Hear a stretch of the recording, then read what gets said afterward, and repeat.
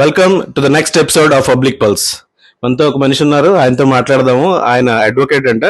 So ఆయన గురించి ఆయనతో మాట్లాడి అసలు మనకి ఓట్ హక్కు ఎందుకు ఇంపార్టెంట్ ఇవన్నీ గురించి తెలుసుకుని అడుగుదాం. సార్ మీ పేరేంటి?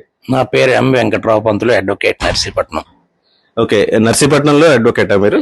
సార్ మీరు చాలా కేసెస్ అవి డీల్ చేసి ఉంటారు కాబట్టి మీరు జనరల్ గా సో మీకు తెలిస్తే పబ్లిక్ లో ఎలాంటి ప్రాబ్లమ్స్ ఫేస్ చేస్తున్నారు ఏంటని. సో మీరు ఎక్కువగా మేజర్ ప్రాబ్లం అనుకున్నది ఏంటి అసలు?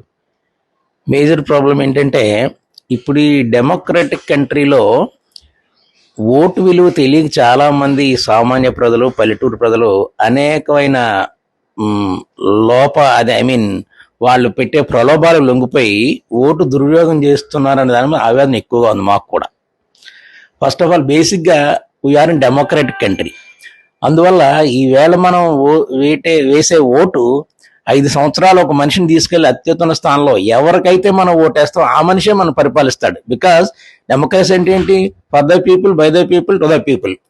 మన మధ్యన ఉన్న నాయకుల్నే ఓటేసి గెలిపించి మళ్ళీ వాళ్ళే మనం పరిపాలించి మన వెల్ఫేర్ చూసుకునేలాగా మనం ఓటేసి పంపిస్తున్నాం. అంటే ఆ ఓటు చాలా విలువైంది. వేరే ఇప్పుడు పొలిటికల్ లీడర్స్ ఈ పబ్లిక్ ఏం చేస్తున్నారంటే డబ్బుకో, మద్యానికో, ఇంకా వేరే ప్రలోభ పెట్టి ఆ ఓటును రాంగ్ రూట్ లోకి వెళ్ళేలా ప్రజలను వీళ్ళు కావాలని మోటివేట్ చేస్తున్నారు. అంటే నా విజ్ఞప్తి ఏంటంటే అలాగా వాటికి ప్రలోభాలకు పడిపోకుండా, స్వార్థానికి పోకుండా ఈ రోజు మనం వేసిన ఓటు 5 years మనం రూల్ చేసే నాయకులను పంపిస్తున్నాం కాబట్టి చాలా జాగ్రత్తగా ఆలోచించి, మీకు ఎవరికి ఇష్టం లేకపోతే ఏ నాయకుడు నచ్చకపోతే నోటానే ఒక బటన్ కూడా దానికి కూడా ఓటేమని నా విజ్ఞప్తి.